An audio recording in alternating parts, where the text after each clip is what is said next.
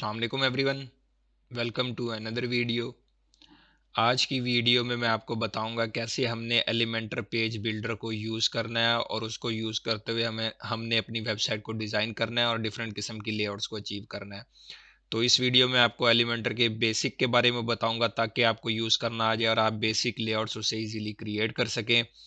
और आपको बताऊँगा कि बेसिकली पेज बिल्डर्स होते क्या हैं। तो चलिए वीडियो को स्टार्ट करते हैं।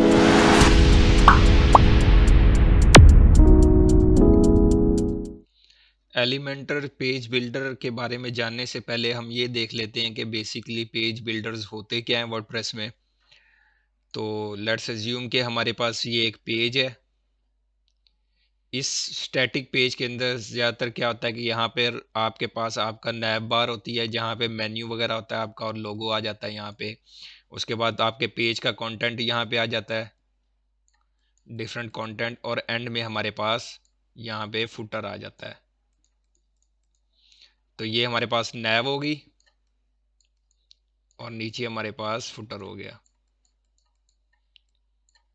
तो और जो हमने बेसिकली पेज बिल्डर का काम क्या होता है कि ये जो इनर सेक्शन हमारे पास है इसको एडिट करने के लिए हम पेज बिल्डर्स यूज़ करते हैं कि डिफरेंट किस्म की पेज की लेआउट वगैरह यूज़ करके हम ये जो इनर सेक्शन है पेज का इसको हम एडिट कर सकें और डिफरेंट लेआउट्स इससे क्रिएट कर सकें। ये जो हेडर और फुटर है ये हम थीम के ज़रिए भी बिल्ड कर सकते हैं, मगर अब जो से हर पेज बिल्डर के अंदर ये फंक्शनैलिटी होती है कि आप उससे हेडर भी बना सकते हैं और फुटर भी बना सकते हैं, मगर वो पेज बिल्डर जो से जिसके ज़रिए आप ये सब चीज़ें क्रिएट कर सकते हैं या टेम्पलेट क्रिएट कर सकते हैं वो पेड होते हैं। मगर एलिमेंटर पेज बिल्डर जो फ्री वर्जन है उसका, उसमें से आप ये बीच इनर सेक्शन आप तो एडिट कर सकते हैं, मगर ये मैं आपको बताऊंगा कि आपने कैसे फ्री एलिमेंटर के ज़रिए आपने फुटर भी बिल्ड करना है और उसका हेडर भी बिल्ड करना है। वो नेक्स्ट वीडियो में हम उसके बारे में बात करेंगे, मगर इस वीडियो में मैं आपको बताऊंगा कैसे आपने ये इनर सेक्शन आपने किसी भी वेबसाइट का या किसी भी वेब पेज का क्रिएट करना है। तो इससे पहले हम वर्डप्रेस में जाके प्लगइन्स की टैब में जाएंगे और यहाँ से हम एलिमेंटर प्लगइन डाउनलोड कर लेंगे और हम अपने वर्डप्रेस पे इंस्टॉल कर लेंगे। तो यहाँ पे मैं एलिमेंटर टाइप करता हूँ। तो ये हमारे पास एलिमेंटर वेबसाइट बिल्डर आ गया, इसको मैं इंस्टॉल करूँगा। फाइनली ये हमारे पास इंस्टॉल हो गया है। मैं इसको एक्टिवेट कर लेता हूँ।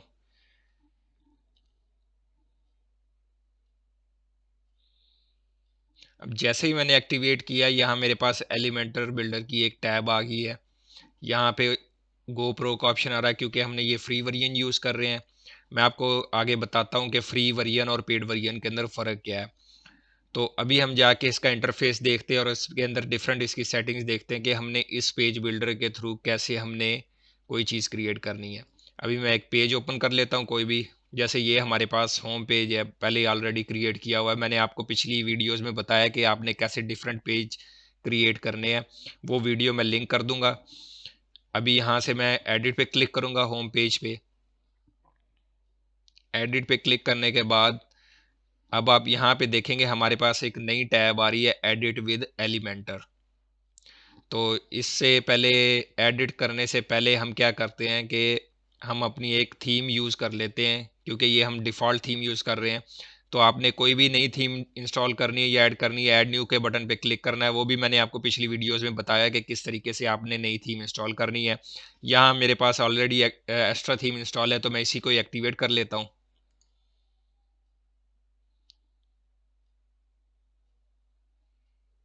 तो ये मैंने एक्स्ट्रा थीम एक्टिवेट कर लिया। अब हम दोबारा उसी पेजेस पे जाते हैं और होम पेज को एडिट करते हैं। तो ये हमारे पास होम पेज आ गया, इसको मैं एडिट विद एलिमेंटर करता हूँ। तो ये हमारे पास उस पेज को एलिमेंटर के अंदर ओपन कर लेगा। तो ये हमारे पास आ गया, ये देखें ये थीम की तरफ से जो हमें हेडर आ रहा है वो आ गया और ये फुटर आ गया बीच में, मगर ये जो कंटेंट है हम इसको एडिट कर सकते हैं। तो बेसिकली एलिमेंटर के अंदर होता क्या है कि आपको डिफरेंट किस्म के विजेट्स होते हैं।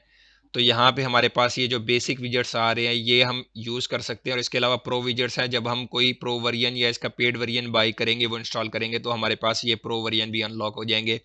इसके अलावा हमारे पास ये जनरल विजेट्स, ये तमाम विजेट्स हैं जिनके थ्रू हम अपनी वेबसाइट क्रिएट कर सकते हैं। तो बेसिकली अब ये क्या है कि वर्डप्रेस एलिमेंटर के अंदर आपके पास रोज और कॉलम्स होती हैं डिफरेंट किस्म की। अब ये हमारे पास यहाँ से हमने कोई भी नया सेक्शन ऐड करना है तो हम यहाँ पे प्लस पे ऐड करेंगे, प्लस पे क्लिक करेंगे तो ये हमारे पास आ जाएगा कि हम किस तरीके का स्ट्रक्चर चाह रहे हैं अपने सेक्शन का। अगर हम चाहते हैं कि हमारे पास, जैसे यहाँ पे देख लेते हैं हम, कि हम चाहते हैं कि हमारे पास एक पेज हो या सेक्शन हो हमारे पास, उसके राइट साइड पे इमेज आ रही हो और लेफ्ट साइड पे हमारे पास कोई भी उसका कंटेंट या टेक्स्ट वगैरह आ रहा हो। तो इस सेक्शन को आप देखें तो ये किस चीज के अंदर डिवाइडेड है, 2 कॉलम्स के अंदर। एक कॉलम के अंदर हमारे पास ये टेक्स्ट आ गया और दूसरे कॉलम में हमारे पास हमारी इमेज आ गई। तो हमने इसी तरीके से अपनी लेआउट डिजाइन करनी है कि क्या हमारे पास जो हम डिजाइन क्रिएट करना चाह रहे हैं उसके अंदर कितने कॉलम्स हैं। तो हमने जैसे यहाँ पे आपको दिखाया कि यहाँ पे 2 कॉलम्स हैं, तो यहाँ से मैं स्ट्रक्चर चूज कर लूंगा 2 कॉलम का। तो ये देखिए अब हमारे पास 2 कॉलम आ चुके हैं, हमारे पास एक कॉलम ये आ गया, एक कॉलम हमारे पास ये आ गया। तो यहाँ से आप देखें जब भी मैंने कोई भी विजेट सिलेक्ट करना है या सेक्शन सिलेक्ट करना है तो उसकी सारी सेटिंग्स हमारे पास यहाँ पे लेफ्ट साइड पे आ जाएंगी। तो कोई भी अगर मैं ये कॉलम सिलेक्ट करूंगा तो ये हमारे पास एडिट कॉलम का ऑप्शन आ रहा है। देखिए ये सारी कॉलम की सेटिंग है। अगर मैं इस सेक्शन पे क्लिक करूंगा तो ये हमारे पास सारी सेक्शन की सेटिंग्स है। अगर आप दोबारा से कोई नया विजेट ऐड करना चाह रहे हैं यहाँ पे, तो यहाँ पे प्लस का बटन आ रहा है, यहाँ पे क्लिक कर दें, या फिर यहाँ पे ये जो 2 बटन आपके पास आ रहा है, रूबिक क्यूबिक स्क्वायर जोन सा हमारे पास बटन आ रहा है, तो आप यहाँ पे क्लिक करें तब भी आपके पास यहाँ पे विजेट्स आ जाएंगे। तो अब देखिए यहाँ से पहले हमने देखा था कि यहाँ पे हमारे पास राइट साइड पे इमेज और लेफ्ट साइड पे टेक्स्ट है, तो मैं यहाँ पे राइट साइड पे इमेज डाल लेता हूँ कोई भी। तो कोई भी आपने इमेज यहाँ पे अपलोड कर देनी है, जैसे ये इमेज है एक मैंने अपलोड कर दी है। तो ये आपने चूज इमेज पे क्लिक करना है। अगर आपकी मीडिया लाइब्रेरी में कोई इमेज पड़ी है तो हमने वो सिलेक्ट कर लेनी है, नहीं तो आपने अपलोड कर लेनी है। जैसे मैंने अभी अपलोड किया और उसको करके आपने इंसर्ट मीडिया करना है, तो यहाँ पे आपके पास उस इमेज, वो इमेज जो आपने अपलोड की है वो शो होने लग जाएगी। तो इस पे यहाँ पे हमारे विजेट्स की सेटिंग्स होती हैं कि आप यहाँ पे देख रहे हैं कि एक लेआउट जो हमारी कंटेंट होती है कि यहाँ से आप इमेज लिख सकते हैं, या कोई आपने हेडिंग डाली है तो वहाँ से आप कोई हेडिंग राइट कर सकते हैं। जैसे यहाँ पे मैं हेडिंग और ये टेक्स्ट एडिटर डाल देता हूँ। तो अब मैं जब भी यहाँ पे हेडिंग में क्लिक करूंगा तो ये हमारे पास कंटेंट की टैब है, यहाँ से हम उसको हेडिंग को, जो चीज़ हम यहाँ पे शो कराना चाह रहे हैं वो हम लिख सकते हैं। जैसे यहाँ पे मैंने माई फर्स्ट वेबसाइट लिख दिया, तो यहाँ से हम चीज़ें टेक्स्ट को अलाइन भी कर सकते हैं, सेंटर, राइट, लेफ्ट, ये डिफरेंट किस्म की सेटिंग्स है हर चीज़ की। मगर आपने इसकी टाइपोग्राफी या स्टाइल या कुछ भी चेंज करना है वो आपने हमेशा स्टाइल टैब में जाना है, कि उसकी आपने कलर्स, उसकी जो शो होगी या उसका स्टाइल डिफरेंट किस्म का चेंज करना चाह रहे हैं, टाइपोग्राफी चेंज करना चाह रहे हैं या साइज चेंज करना चाह रहे हैं किसी भी विजेट का, तो वो सब चीज़ें आपको यहाँ पे मिलेंगी। ये हमारे पास टेक्स्ट कलर आ रहा है, यहाँ से कोई भी मैं टेक्स्ट कलर इसको रख सकता हूँ। जैसे मैंने ये टेक्स्ट कलर चूज किया तो या ये हमारे पास टेक्स्ट कलर चेंज हो गया। और यहीं पे टाइपोग्राफी है हमारे पास, तो यहाँ से ये देखें मैं इसकी फ़ॉन्ट फैमिली भी चेंज कर सकता हूँ कि कोई मैंने और फ़ॉन्ट चाह रहा हूँ वो सिलेक्ट करूँगा तो इसका फ़ॉन्ट भी चेंज हो जाएगा। अगर मैं इसका साइज़ इंक्रीज़ करना चाह रहा हूँ तो यहाँ से मैं साइज़ इंक्रीज़ और डिक्रीज़ भी कर सकता हूँ। इसका वेट भी इंक्रीज़ कर सकता हूँ मैं यहाँ से। ये डिफरेंट किस्म की सारी टाइपोग्राफी की सेटिंग्स आपको टाइपोग्राफी में मिलेंगी। टेक्स्ट स्ट्रोक एक नया फीचर आया है इसके अंदर, आपका टेक्स्ट स्ट्रोक चाह रहे हैं कि नहीं चाह रहे, या उसके अंदर आप किस किस्म का कलर चाह रहे हैं, तो वो यहां से आप एनेबल कर सकते हैं टेक्स्ट स्ट्रोक को। टेक्स्ट शेडो, कि आपके फॉन्ट के नीचे कोई शेडो शो होना चाहिए या नहीं होना चाहिए। अब देखिए ये मैंने शेडो एनेबल किया तो इसके नीचे हल्का हल्का ब्लैक कलर का ब्लर हमारे पास शो हो रहा है। तो ये डिफरेंट कोई भी विजेट आप सिलेक्ट करेंगे तो जो कंटेंट टैब होगी उसके अंदर आप उसको कंटेंट को चेंज कर सकते हैं, उसके स्टाइल के अंदर आप उसको डिफरेंट किस्म का स्टाइल दे सकते हैं, अलाइनमेंट चेंज कर सकते हैं। एडवांस टैब के अंदर क्या होता है कि आप क्या चाहते हैं कि इस वेबसाइट में या इस विजेट के ऊपर क्या मार्जिन होना चाहिए, क्या डिफरेंट किस्म की पैडिंग्स होनी चाहिए। मार्जिन होता है कि जो इनसाइड जो हमारे पास, समझ ले कि मैं आपको यहाँ पे समझाता हूँ एक नए पेज के ऊपर। ये हमारे पास नया पेज आ गया, समझ लें ये हमारे पास एक विजेट है, हमारा कोई भी विजेट आ गया हमारे पास। इसके आउटसाइड पे जो भी चीज हम देंगे उसको हम कहते हैं मार्जिन। जो इसके आउटसाइड पे जो भी स्पेसिंग होगी उसको हम मार्जिन बोलेंगे। और इस विजेट के जो इनसाइड में जो भी स्पेसिंग होगी उसको हम पैडिंग कहेंगे, यहाँ से मैं उसको P से नॉमिनेट कर देता हूँ। तो आउटसाइड जो भी स्पेसिंग आएगी किसी भी विजेट के, उसको हम मार्जिन बोलते हैं, और इनसाइड जो भी हमारे पास कोई भी चीज़ हमने स्पेसिंग देनी है वो हमारे पास पैडिंग होगी। तो अब यहाँ पे मैं चाहता हूँ कि इस वेबसाइट और इस जो टेक्स्ट है हमारे, इसके बीच में स्पेसिंग होनी चाहिए।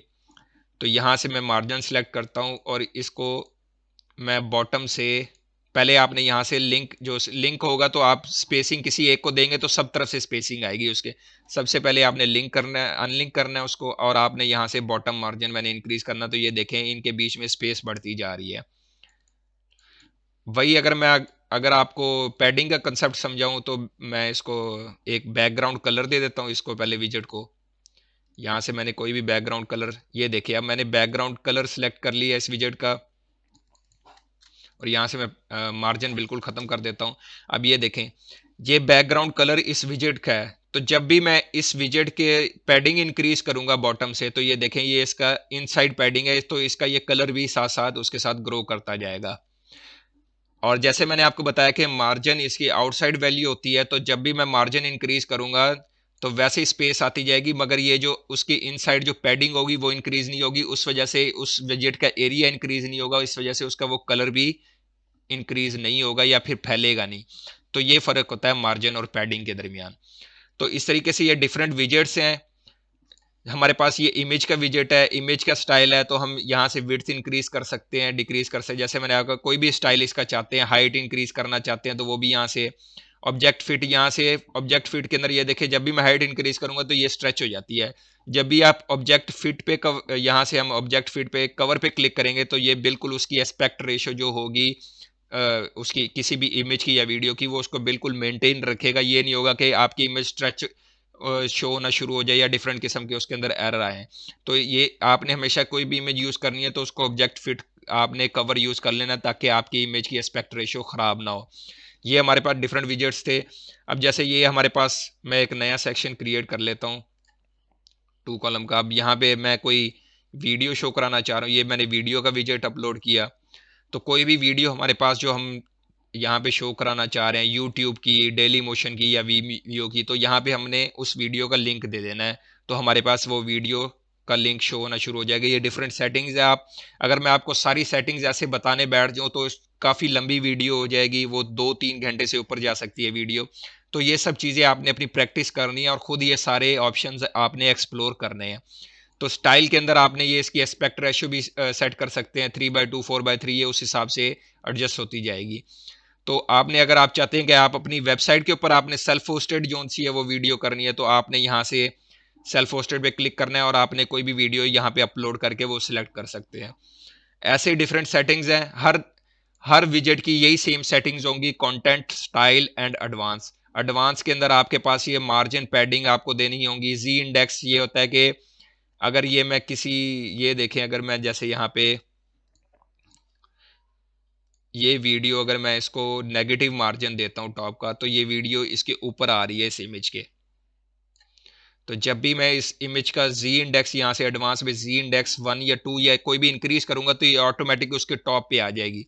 तो जी इंडेक्स इसलिए होता है कि कोई चीज़ आप अपने किसी भी चीज़ के ऊपर टॉप पे शो कराना चाह रहे हैं, वो चाह रहे हैं कि वो उसकी प्रायोरिटी इंक्रीज हो। वो अगर उसके आगे या पीछे कोई और कंटेंट आ रहा है तो उसको आप फ्रंट एंड पे या बैक एंड पे शो करवा सकते हैं। जितना आप इसे, अगर मैं इसे माइनस में रखूंगा तो ये इसके बैक एंड पे चली जाएगा, प्लस में तो जितना मैं ज्यादा रखूंगा, अगर 4 मैंने इसका रखा है तो ये टॉप पे शुरू हो गया। अगर मैं वीडियो फ्रंट एंड पे शो कराना चाह रहा हूँ तो 4 की बजाय मैं वीडियो पे 5 यहाँ पे रख दूंगा, तो वो हमारे पास शो होना शुरू हो जाएगी वीडियो फ्रंट एंड पे।